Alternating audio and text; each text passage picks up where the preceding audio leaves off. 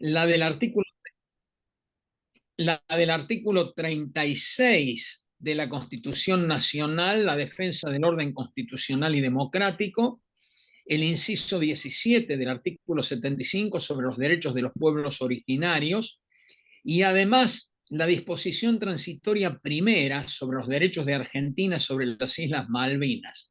O sea, no hay ninguna duda entonces que fue la reforma más legítima. Pensemos además en lo que fueron los precedentes históricos, cuando nosotros sabemos que cada una de las reformas fue cuestionada y donde nosotros también podemos ratificar que la Constitución originaria del 53 fue fruto de un acuerdo después del triunfo del general Urquiza, el acuerdo de San Nicolás, y la segunda reforma constitucional en importancia también lo fue.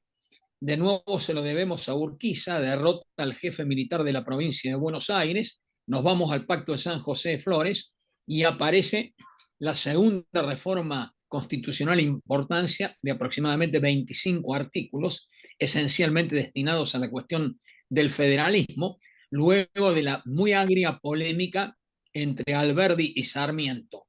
Así que no hay ninguna duda entonces que si no hay acuerdo de fuerzas políticas y sociales, vos no tenés constitución o no tenés reforma constitucional. El primer valor de una constitución, como decía Linares Quintana, es efectivamente la legitimidad, y esto es lo que ya no se discute a 30 años de la reforma. Dije además que era la más consensuada, pero voy a decir también sintéticamente por qué ha sido la más importante, porque se trató de 61 normas constitucionales, 20 nuevas, 24 reformadas, 17 nuevas disposiciones transitorias que abarcaron la primera parte de la Constitución, el derecho constitucional de la libertad, con la incorporación de un capítulo de derechos y garantías, y esa primera gran idea fuerza, profundizar la filosofía personalista y humanista de la Constitución, además estuvo presente en la segunda parte, en el derecho constitucional del poder, porque ahí está el inciso 22 entre las atribuciones del Congreso, dando jerarquía constitucional a 11 instrumentos internacionales de derechos humanos, además de ese inciso 17 sobre los pueblos originarios y el muy importante inciso 23 que obliga a las acciones positivas para, obviamente, garantizar igualdad de oportunidades para los sectores vulnerables. Así que, en definitiva, no hay ninguna duda que esta fue la primera gran idea fuerza de la reforma. Luego entramos al derecho constitucional del poder. Dentro de la segunda parte de la Constitución, con respecto al Congreso, la idea fuerza fue fortalecerlo. Ya vamos a ver que tuvimos medidas muy precisas a nivel de diseño constitucional, pero que no se, a lo largo del tiempo, en la tercera etapa, porque una reforma constitucional tiene tres etapas: lo preconstituyente, lo constituyente y luego lo postconstituyente. Nosotros vamos a ver que la legitimidad, el acuerdo se da en lo preconstituyente y en lo constituyente, porque en la parte postconstituyente aparecen gravísimas violaciones constitucionales, una de las cuales es la que vamos a tratar específicamente, o sea, 15 años sin tener un defensor del pueblo en violación grosera de la reforma constitucional de 1994. Así que fortalecer el Congreso, acá el Congreso no estuvo a la altura de las responsabilidades, sigue sin estar a la altura de las responsabilidades. La tercera idea fuerza es atenuar el hiperpresidencialismo argentino. Acá me detengo brevemente, porque algunos creen que el único instrumento de diseño constitucional que utilizamos fue crear la figura del jefe de gabinete. Claro, no conocen bien la reforma constitucional. En este libro, que acabo de publicar hace muy poco, Valoración de la Reforma Constitucional de 1994 de Astrea, analizo las 8 medidas de diseño constitucional que nosotros tomamos para atenuar el hiperpresidencialismo. Una de esas medidas es precisamente fortalecer los órganos de control. ¿Cuáles fueron los órganos de control del Poder Ejecutivo? Obviamente, crear la Auditoría General de la Nación, constitucionalizar el Ministerio Público y especialmente, como lo ha dicho Carlos Constella, evidentemente darle rango constitucional al defensor del pueblo y de la nación, que tiene importantísimas funciones de control de todos los poderes del Estado para asegurar los derechos fundamentales de los ciudadanos. Así que hay que ubicarse bien en lo que significa la creación de esta institución destinada a atenuar el hiperpresidencialismo argentino y, por otra parte, a hacer más clara, más precisa, más vigente todo lo vinculado a los derechos humanos, que ha sido la primera idea fuerza de la reforma constitucional y el objetivo liminar y eterno del constitucionalismo, o sea, asegurar los derechos del hombre, asegurar los derechos fundamentales. Así que, en definitiva, la cuarta idea fuerza fue asegurar la independencia del Poder Judicial. Luego de eso tenemos la quinta idea fuerza ya en el segundo título de la segunda parte de la Constitución, fortalecer el federalismo. La quinta idea fuerza, asegurar la autonomía municipal. Sin república, no hay república federal sin municipios autónomos, vigorosos y participativos. La sexta idea fuerza, tal vez la creación más audaz, la creación de la ciudad autónoma de Buenos Aires como nuevo miembro de la relación federal. Y luego de eso, la séptima idea fuerza fue asegurar la integración regional, tanto a nivel nacional, artículo 124, la posibilidad de creación de regiones para el desarrollo económico y social, artículo 75, la posibilidad de la integración a nivel supranacional. De tal manera que estas fueron las ideas fuerzas de la reforma.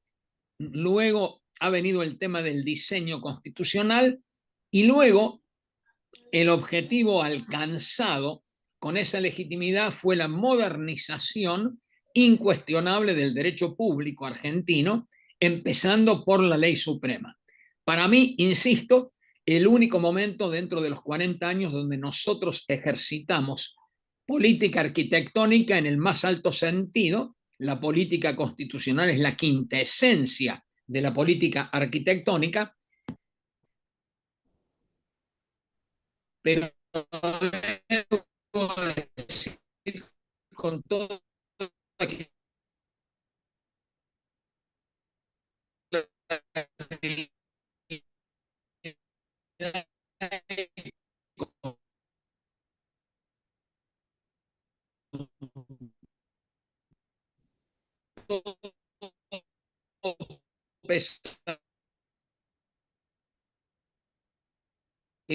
cuando entramos la etapa post, afortunadamente desapareció esa legitimidad, esos grandes apres, y aparece un capítulo que yo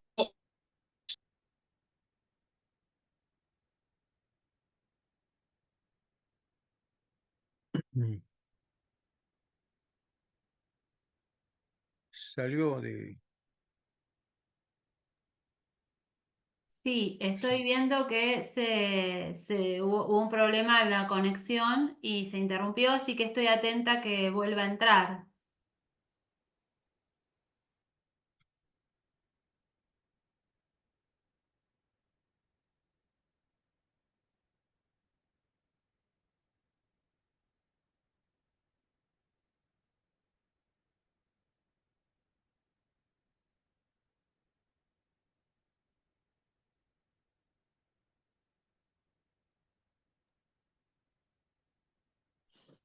En un momento se fue perdiendo porque a mí como que se me interrumpía, pero no sabía si era yo o, No, todo.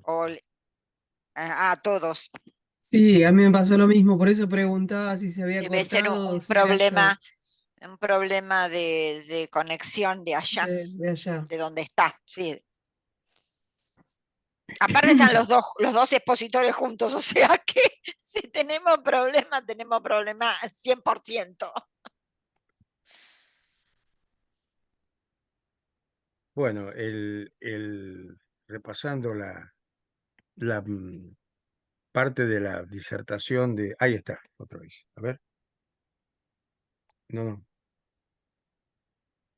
Ahí sí.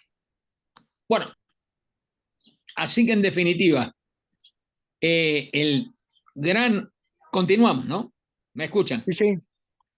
Sí, sí, perfecto. El Adelante. objetivo fue logrado la modernización del constitucionalismo argentino. Debo decir de paso que también ocurrió esto a nivel provincial, se reformaron 20 de 23 constituciones provinciales y tenemos vigentes 178 cartas orgánicas municipales. Pero lo muy triste que hay que decir con toda claridad es el capítulo de incumplimientos. Ya venía señalando lo que ocurrió con el Congreso de la Nación. Otros operadores hicieron lo mismo. Fíjense qué triste el tema de la coparticipación impositiva.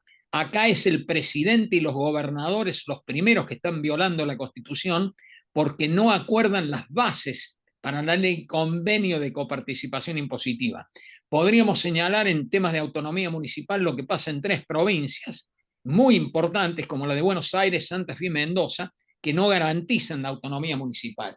Y siempre yo señalo en mis libros y en las conferencias la violación que significa 15 años sin designar al defensor del pueblo. Así que en definitiva, esto es muy grave, esto revela que estamos ante una situación de muy baja calidad institucional. Ustedes saben que yo he estudiado especialmente los problemas que nosotros tenemos de mal funcionamiento de los argentinos en relación a la Constitución y las leyes. Saben que he dirigido 13 encuestas de cultura constitucional, una de 2004, otra de 2014, la tercera de 2023.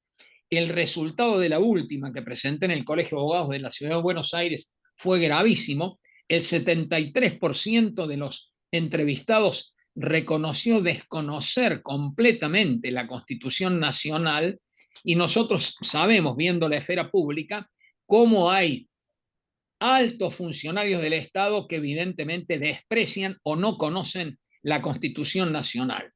Así que esto yo lo veo un tema muy serio. Señalo que hay 3 problemas culturales muy graves que explican la decadencia nacional. Argentina es un país al margen de la ley, como explicó Carlos Santiago Nino en su país, en su libro así titulado. En segundo lugar, la Argentina de la violencia, lo había dicho Joaquín B. González en el juicio del siglo, en 1910. Y en tercer lugar, el problema de la corrupción. Ya sabemos lo que dura una causa de corrupción en Argentina y otro problema más grave, que es el problema de la impunidad. De tal manera que acá hay que hacer un esfuerzo muy grande por elevar la cultura constitucional, democrática y política. Acá hay que tener presente que las naciones fracasan, como han dicho los premios Nobel Acemoglu y Robinson, cuando vos te quedás sin instituciones, cuando no funcionan bien las instituciones, que es lo que está ocurriendo exactamente en la Argentina. Y si a eso sumamos esa obra clásica, Cómo mueren las democracias, de Levitsky y Ziblatt, llegamos a la conclusión que la situación de la democracia es muy compleja hoy en el mundo, en América Latina, y también tenemos que analizar estas cuestiones en nuestro país. De tal manera que, teniendo que volver a continuar mis obligaciones docentes, yo los quiero dejar con un abrazo fraterno a cada uno de ustedes. Los felicito por esta lucha por la Constitución y queda ya en uso de la palabra la destacada constitucionalista Sofía Sagües. Hasta cualquier momento. Un gran placer. Adiós. Muchas gracias, Antonio. Muchas gracias. Hasta pronto. Muchas gracias, doctor. Bueno, si me permiten, voy a presentar a la doctora Sagües, que es doctora en Derecho por la Universidad Católica Argentina, máster en Derecho por la Universidad de Georgetown, de Washington, directora de la Diplomatura en Derecho Constitucional Latinoamericano de la Universidad Austral, secretaria letrada de la Corte Suprema de Justicia de la Nación, profesora de grado y posgrados en universidades argentinas y extranjeras. Bienvenida, Sofía, y muchas gracias por tu participación en este encuentro. Al contrario, muchísimas gracias por la oportunidad.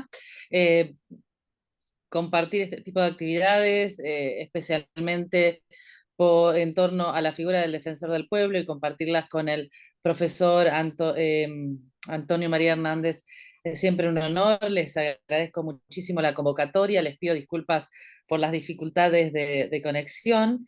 Estamos en este momento en el Congreso Nacional de Derecho Procesal en Mar del Plata, nos habilitaron una oficina en la universidad y siempre es importante para nosotros participar en este tipo de actividades.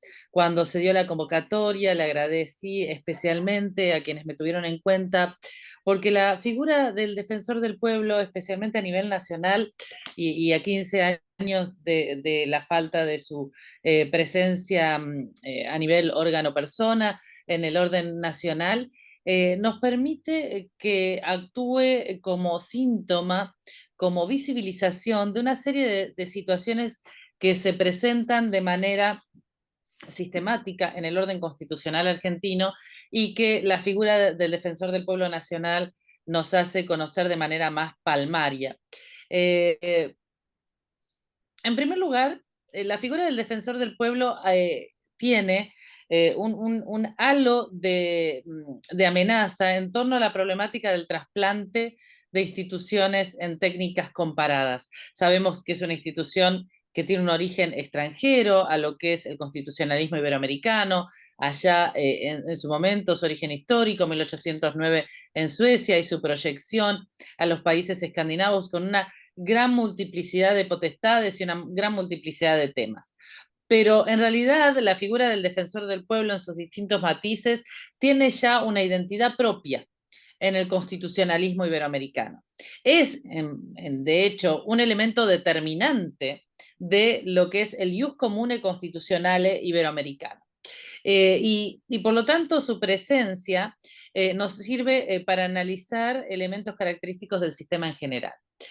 Otro punto que es propio de la figura del defensor del pueblo y también nos da esa impronta sistémica del constitucionalismo argentino en este caso, es cómo la institución del defensor del pueblo nos obliga a acercar la mirada a todas las experiencias comparadas de derecho público provincial.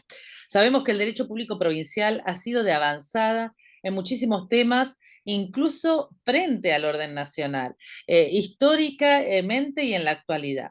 Y la figura del defensor del pueblo es uno de estos supuestos. La regulación de la institución en el derecho público provincial nos presenta una gran cantidad de matices, un mosaico de diversas dimensiones, donde se pueden analizar realidades sumamente distintas al orden nacional.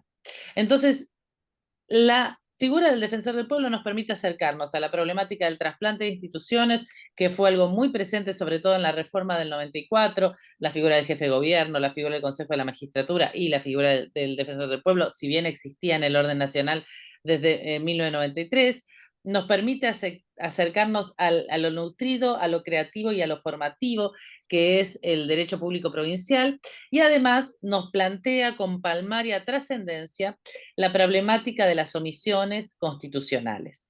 La omisión del cumplimiento de los mandatos constitucionales por inacción y no por acción del legislador. La violación de la Constitución por inacción y no por acción del legislador o del conjunto de órganos elegidos o exigidos sobre los cuales recaen mandatos constitucionales. Entonces, la figura del defensor del pueblo nos plantea y nos visibiliza estas tres situaciones. Y fíjense qué interesante cómo el incumplimiento de los mandatos constitucionales o cómo incluso la suspensión del orden constitucional, total o parcial, es algo propio de la historia constitucional argentina, es algo propio de la identidad constitucional argentina. Si uno hace una recta histórica y analiza cuántas veces la Constitución Nacional estuvo vigente y cuántos años la Constitución Nacional estuvo suspendida total o parcialmente, o incluso sustituida o sometida a ordenamientos con supuesta jerarquía superior, como sería durante el proceso, el resultado va a ser realmente alarmante. La Constitución Argentina estuvo más tiempo suspendida que en vigencia total. Más tiempo suspendida en vigencia, suspensión parcial o total, que los años que tuvo vigencia total. Y es por eso que si uno analiza la identidad constitucional argentino, va a encontrar esa voluntad de la Constitución reclamando ser aplicada. Y lo tenemos palmario, mantendrá su imperio. Esta Constitución y obliga a los poderes del Estado. Esta Constitución tiene fuerza normativa en general y especialmente frente a los atentados al régimen democrático. Esta cláusula que tuvo la pluma en la redactó es una cláusula que define la personalidad de la Constitución como una Constitución que busca tener imperio, que busca ser aplicada y que nos va a servir para entender de omisión durante 15 años de la designación de quien debe ejercer como defensor del pueblo de la nación.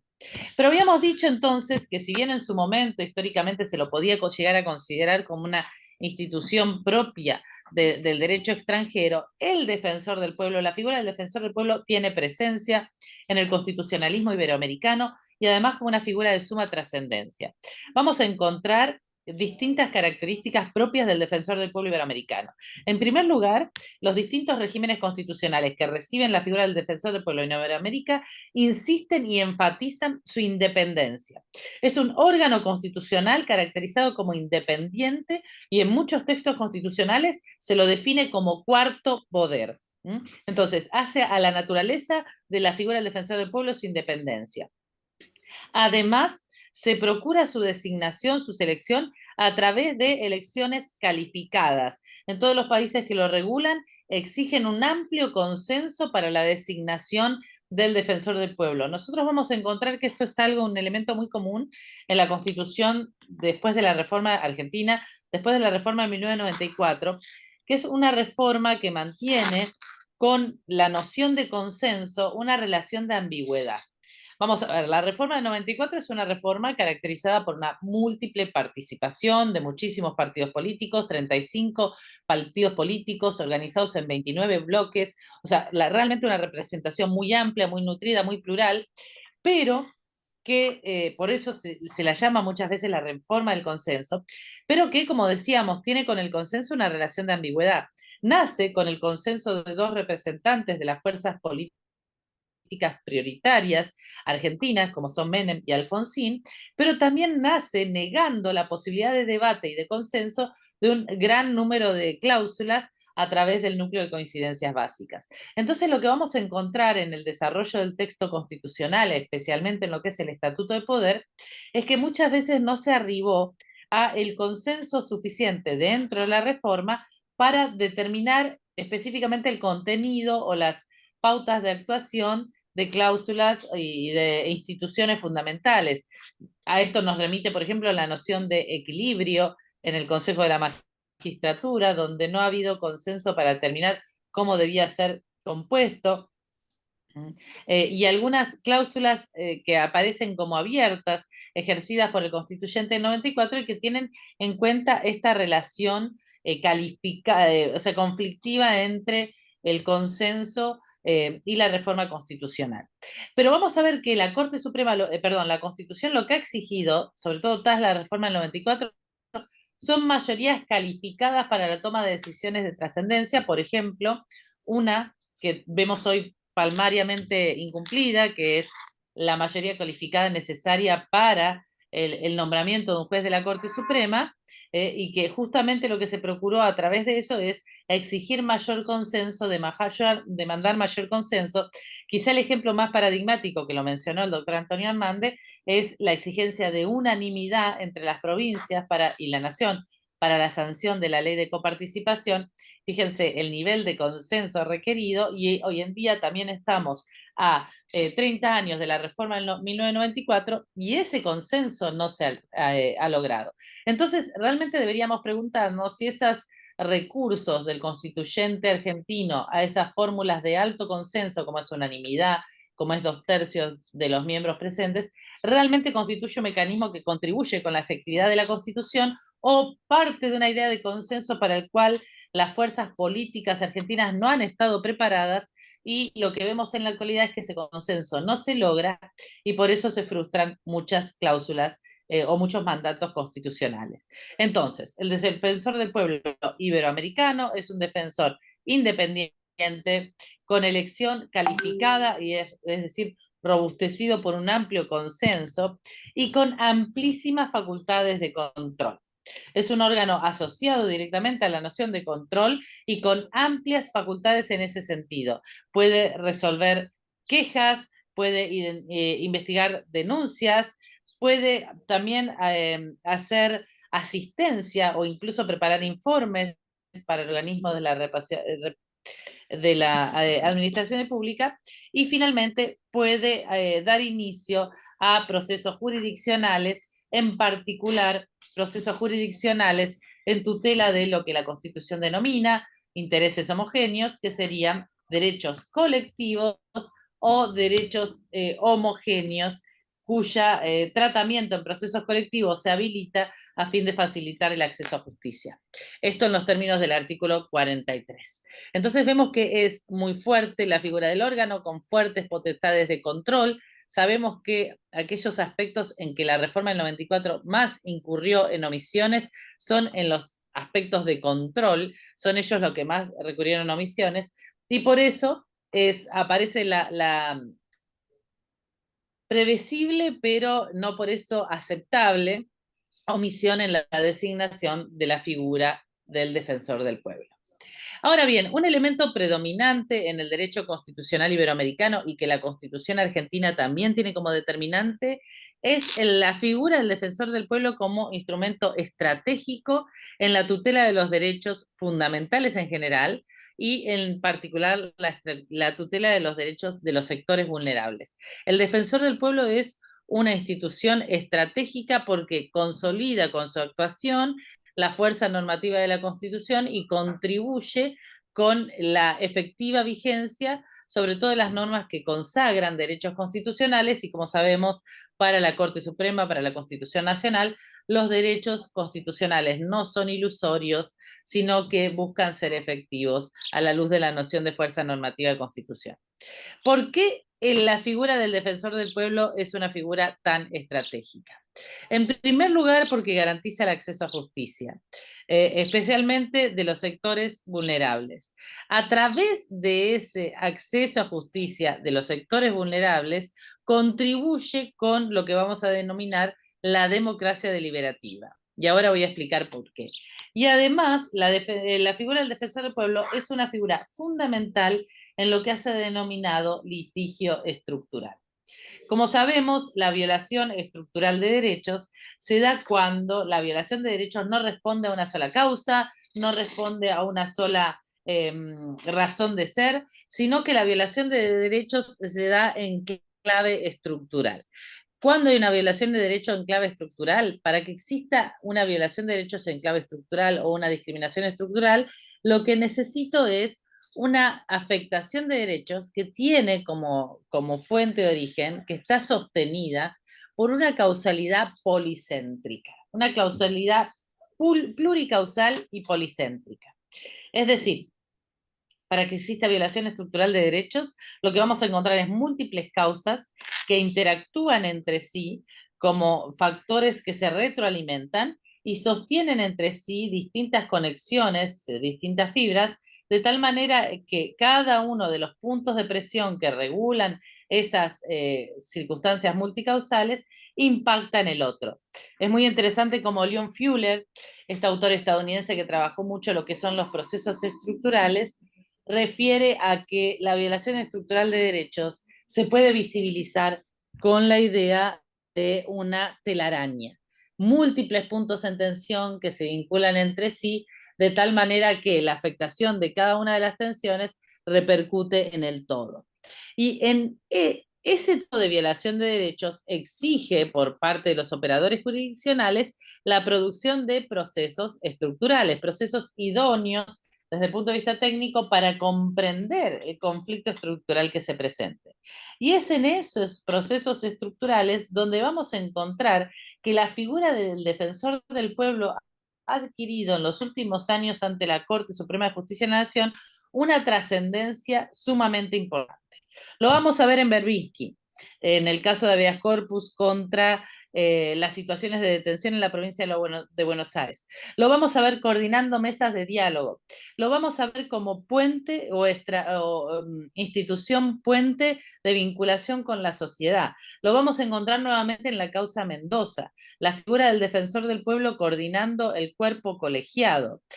Hace muy poquito tiempo la Corte dictó sentencia en la causa, ¿cuándo fue? El 22 de octubre, dictó sentencia en la causa Mendoza, Silvia, sobre el riachuelo, y es interesante si uno analiza el desarrollo procesal a lo largo de los 20 años que duró la causa, porque fue iniciada en julio del 2004 y finalmente fue cerrada en octubre del 2024, lo que va a encontrar es que había una demanda que, si bien se consideró que no tenía defecto legal en el modo de proponer la demanda, era una demanda con muchísimas falencias.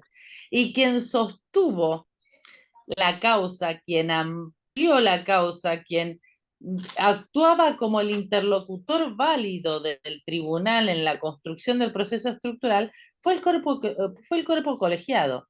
Fue este cuerpo de organizaciones de la sociedad civil comandados por el defensor del pueblo, coordinados por el defensor del pueblo, que sirvió para articular la causa Mendoza, que sirvió para darle fuerza. Entonces, si la causa Mendoza implicó una mutación del status quo, si la causa Mendoza implicó que se generaran instituciones para articular los esfuerzos estaduales en torno a la recomposición del riachuelo, fue gracias a la figura del defensor del pueblo y el cuerpo colegiado que sostuvieron estas causas. Y también por eso, coincidentemente, cuando cae la presencia del defensor del pueblo, cuando dejan de aparecer la persona física del defensor del pueblo, vemos el fuerte impacto de esa ausencia en los procesos estructurales. Entonces, el defensor del pueblo es un agente clave en la interacción con el tribunal, como puente, institución puente entre el tribunal y la sociedad y en la tutela estructural de derechos. Y por eso el defensor del pueblo tiene una importante contribución en términos democráticos. ¿Por qué? Porque es a través de los procesos estructurales, a través del litigio estructural, donde se escucha la voz de sectores que tradicionalmente no solamente están excluidos de la democracia representativa, sino también de la democracia participativa. Sectores que tradicionalmente no tienen voz, sectores que tradicionalmente no tienen voto o cuyo voto se diluye ante la presencia mayoritaria de otras fuerzas, encuentran su voz y encuentran su civilización a través del litigio estructural. Víctor Abramovich, cuando desarrolla este tema, dice: los procesos de litigio estructural permiten la visibilización, son representados a través de esos procesos. Y por eso el litigio estructural, donde hemos visto que el defensor del pueblo adquiere protagonismo, actúa como un mecanismo de democracia deliberativa, como un mecanismo que le devuelve la voz a aquellos sectores que sin ese mecanismo no tendrían la representación idónea.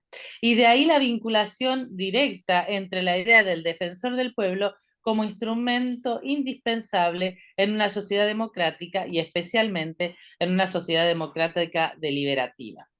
Ahora bien, la omisión del defensor del pueblo, la omisión de su designación, genera obviamente falencias en el acceso a justicia.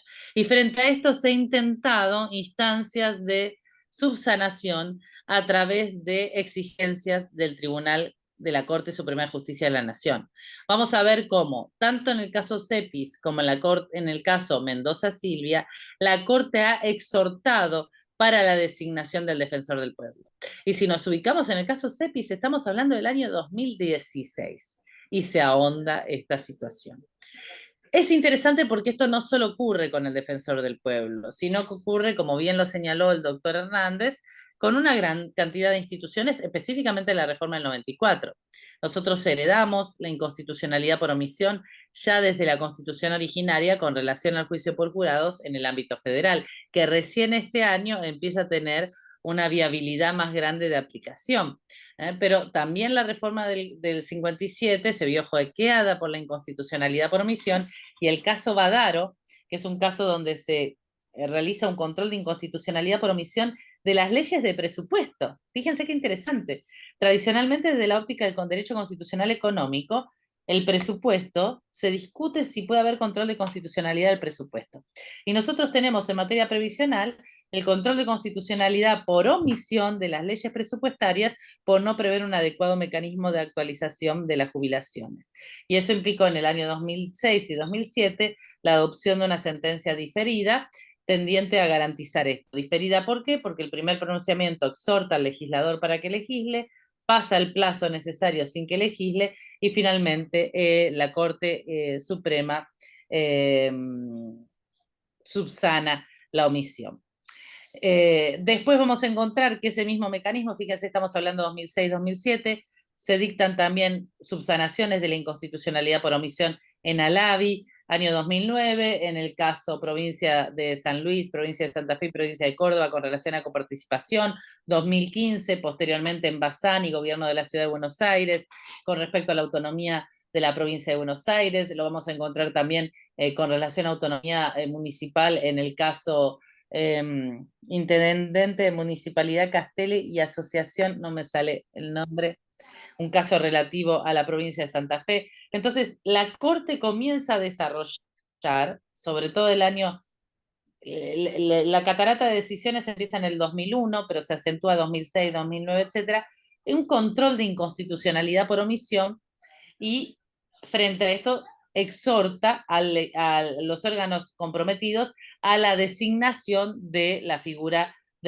o sea, el órgano persona del defensor del pueblo de la nación.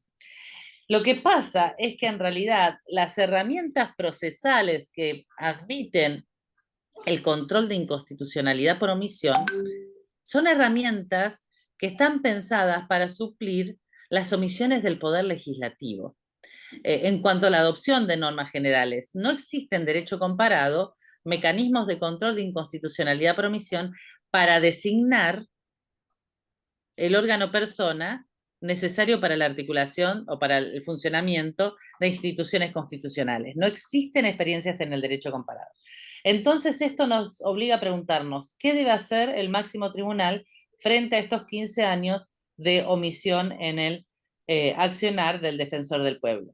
Bueno, en realidad la situación tiene nombre y apellido y es una causa en trámite ante la Corte, porque una vez dictada Badaro 1 y Badaro 2, donde la Corte subsanó cómo debía ser el mecanismo de actualización de las jubilaciones del señor Varado, el defensor del pueblo de la nación inicia en el año 2009 un proceso colectivo destinado a que se subsane de manera colectiva la omisión que se aplica a todos aquellos jubilados que estén en la situación de Badaro. Entonces, esa es la clase que trae a conocimiento del tribunal el defensor del pueblo. Todos aquellos jubilados que se encuentran en la situación de Badaro, y solicita que la Corte Suprema satisfaga la omisión mediante la aplicación del estándar Badaro.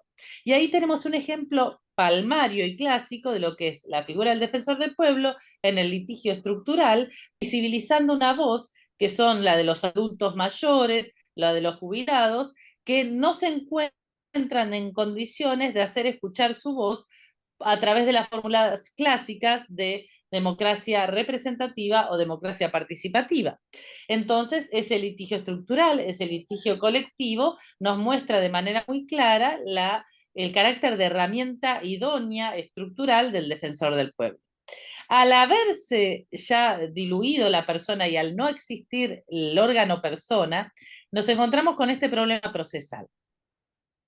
En la actualidad se dictó la ley de reparación histórica y algunas personas pudieron optar por la actualización limitada que le daba esa ley, mientras otras no.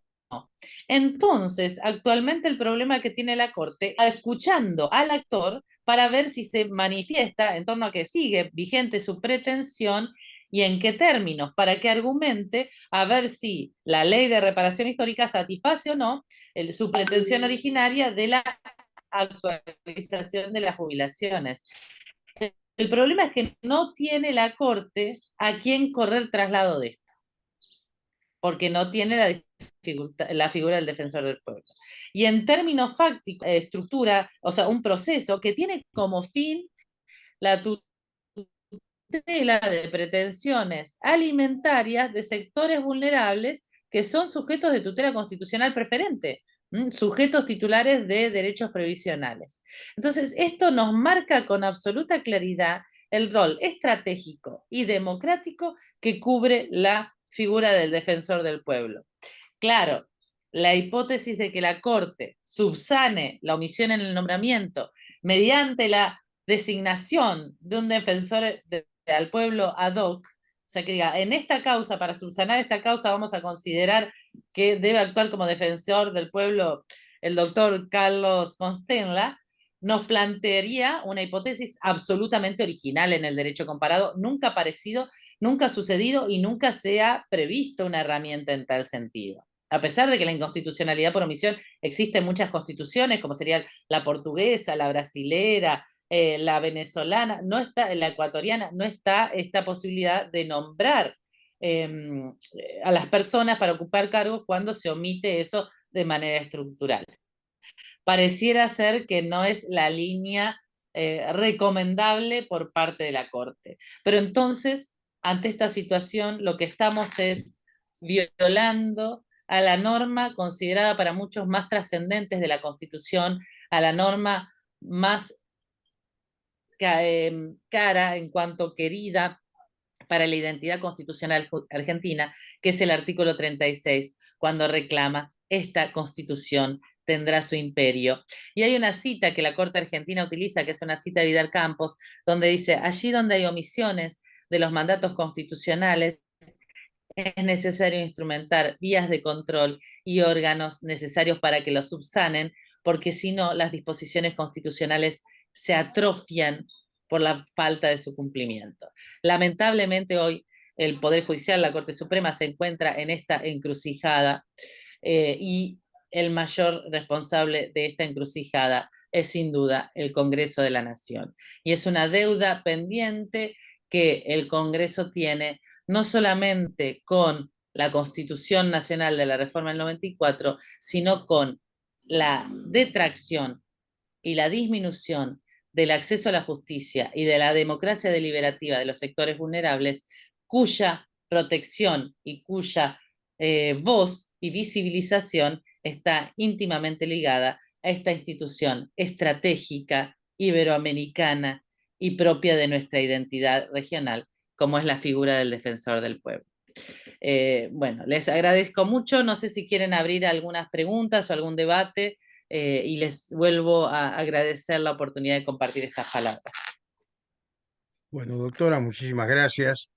Realmente hace muchos años, que no escucho un análisis en torno a esta institución de la profundidad conceptual que usted acaba de hacer. Creo tener alguna autoridad para opinar sobre este tema y realmente creo que su participación nos enriquece, pero fundamentalmente nos fortalece, desde el punto de vista más importante, que es el jurídico constitucional, para seguir en esta tarea. Bueno, están invitados a que alguno aproveche esta oportunidad para hacer alguna pregunta o algún breve comentario sobre la disertación de la doctora Sagüez. Bueno, pido la palabra Por en favor. primer lugar para agradecer infinitamente a los expositores. La verdad que doctora Sagüez ha sido un placer realmente escucharla y que podamos compartir tan a la distancia, pero tan cercanamente estas reflexiones para quienes en este momento, que es lo que a mí me toca, ser defensora del pueblo, de San Carlos de Bariloche y asumir esta responsabilidad en este contexto y escuchar sus palabras, la verdad que me han llenado de mucha energía, mucha fuerza. Siempre necesitamos el acompañamiento de quienes están del lado nuestro, ¿no? Del lado de la defensa de una institución que permanentemente está en crisis, en cuestionamiento, sobre todo en este contexto donde se habla de que el Estado y su papel, así que son fundamentaciones jurídicas, técnicas, pero sobre todo son fundamentaciones que están enfocadas en el respeto por los derechos humanos, por las normas, por todo lo que para nosotros es el fundamento de estar cercanos y cercanas a la gente, a las necesidades, al poder resolver de la mejor manera posible todos los obstáculos que a veces le pone el Estado, que otras veces les ponen las empresas prestadoras del Estado, y esta forma de ser puente, de tender hacia construir una cultura de la paz es muy importante que estemos en esa línea. Así que agradecerles también al doctor Hernández, que bueno, está en sus obligaciones, pero por favor transmitirle el tiempo, la dedicación y bueno, y la iniciativa de poder hacer estas reuniones. Así que yo simplemente como una pregunta o una reflexión que me gustaría de su parte, doctora Sagüez, nosotros siempre nos planteamos desafíos, ¿no? En cuanto a nuestra tarea, a nuestro trabajo. ¿Cuál cree que son de ahora en adelante, a propósito de este contexto latinoamericano y global, aquellos desafíos prioritarios que tenemos las defensorías del pueblo para poder cumplir con nuestra función y sobre todo tener una continuidad en el tiempo, a pesar de que en la Defensoría del Pueblo de Nación no hay una figura, pero que aquellos que estamos en las municipalidades y en las provincias apuntalamos la defensa de los derechos de las personas? Gracias. Muchísimas gracias por sus apreciaciones. Se suma un detalle, mi padre era un fanático de esta figura, o sea, era un gran defensor de esta figura, le tenía un cariño muy especial institucional. Entonces, que me hayan dado la oportunidad de hablar de esto a poco tiempo de su desaparición ha sido una manera de acompañarnos, él y yo mutuamente. Les agradezco muchísimo. Esta es una nota al pie como hija, así que les agradezco. Me parece que el gran desafío a nivel no solamente, digamos, nacional en el sentido de Argentina y los defensores del pueblo del derecho público provincial, que es ahora los que tienen obviamente la posibilidad de marcar la diferencia, de mostrar la diferencia que hace esta institución, es el litigio estructural. Yo creo que la gran herramienta que deben utilizar los defensores del pueblo es el litigio estructural. ¿Por qué? Primero porque el litigio estructural apunta a las verdaderas causas, muchas veces de afectación de derechos humanos, de la existencia de exclusión, de la existencia de discriminación estructural. Muchas veces se enfocan situaciones que en realidad son estructurales a través de procesos individuales o incluso colectivos, y se llegan a decisiones que no son efectivas. Un ejemplo paradigmático es el caso Cisnero en Salta con relación a la discriminación contra la mujer. Cisnero quería manejar colectivos, no se la contrataba, inicia un proceso individual conjuntamente con un colectivo, un proceso colectivo pidiendo un cupo para la contratación. Al principio se le rechaza porque no probó la discriminación. Luego la Corte Argentina, a través de un leading case, justamente Cisnero, establece la prueba indiciaria que lo toma de Pelicori. Cisnero no necesita probar la discriminación, sino la existencia de indicios solventes, y en base a eso, cuando vuelve la causa Salta, se considera que Cisnero había sido discriminada y se obliga a las concesionarias de transporte público a su contratación y a establecer el cupo. Pero esta mujer que tiene dos leading cases, el leading case de la Corte Argentina y el leading case de Salta, no está manejando colectivos. Está contratada, pero no está manejando colectivos. Se la puso de inspectora. ¿Por qué? porque el litigio generó una respuesta individual a un problema estructural. El litigio no desarticuló las plurinaciones de esa mujer. Entonces, muchas veces, cuando estamos frente a señales,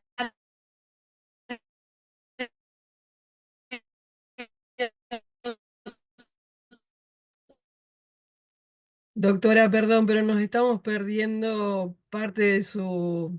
estructurales de violación de derechos, como justamente es la afectación de sectores vulnerables excluidos, ya sea por situación socioeconómica, por discriminación estructural, etcétera, pueden dar una sensación de tutela que exige la Corte Interamericana. Si lo tienen, hay alguien que está hablando y no es aquí.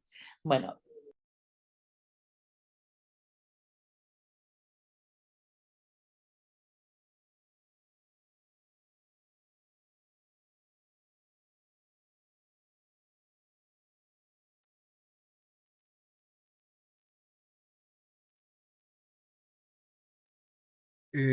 Seguramente ya cortó. Perdón, Acá está. no se había cortado. Acá estoy de vuelta. El litigio estructural, propiamente dicho, como sería, por ejemplo, el caso Mendoza-Silvia, el caso Berbisky, el caso Castillo en torno a la discriminación estructural en las iglesias en Salta, sí permite dar remedios idóneos. Sí permite dar remedios idóneos. En la Defensoría del Pueblo, el Defensor del Pueblo, es una institución que tiene como fin ese litigio estructural porque puede controlar de manera sistémica el conjunto de omisiones que genera esa violación estructural de derechos. Y ahora tenemos en la jurisprudencia de la causa del caso Mendoza, en la jurisprudencia de Berbisky, elementos en torno a definir qué es un litigio estructural y cómo debe instrumentarse, y el protagonismo que tiene el defensor del pueblo en esas figuras. Entonces, lo que yo les diría es, recurran al litigio estructural, conózcanlo, domínenlo, porque es además una herramienta de litigio donde en una causa ustedes atacan una causalidad policéntrica, es una herramienta eficiente y apunta a las verdaderas causas de afectación de derechos. ¿Es innovadora? Sí, pero es propia de la Defensoría del Pueblo. Tienen muy interesantes ejemplos en Colombia, en México, en Perú, de aplicación donde también se involucra el defensor del pueblo, a través de distintas figuras, pero siempre está presente en este tipo de litigio. Así que yo le diría, vayan por ese camino, trabajen en torno al litigio estructural y de esa manera pueden lograr impactos. En comunidades chicas, el litigio estructural es todavía más eficiente, porque puede ser más controlable que a nivel nacional. Me parece que esa es una vía muy interesante. Además, para dedicar los escasos recursos que seguramente tienen, ¿no? Para maximizar los recursos. Muy bien. ¿Alguna otra pregunta o comentario?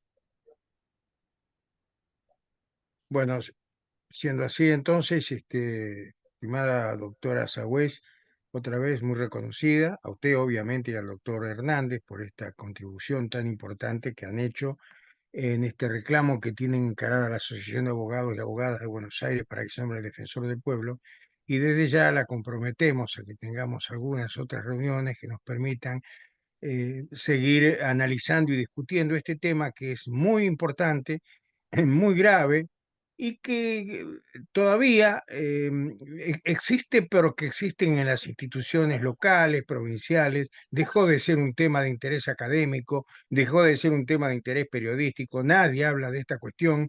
Hay preocupación porque falta un miembro de la Corte, lo cual es totalmente evidente que es un tema grave, o la designación del Procurador General de la Nación, y sin embargo, muy pocas personas se ocupan u opinan en torno a esta cuestión.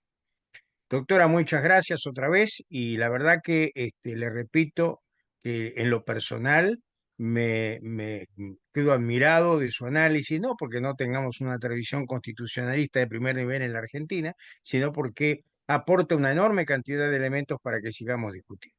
Muchas gracias, ¿eh? Y muchas gracias a todos y a todas por la participación en este encuentro. Muchas Buenas gracias. tardes.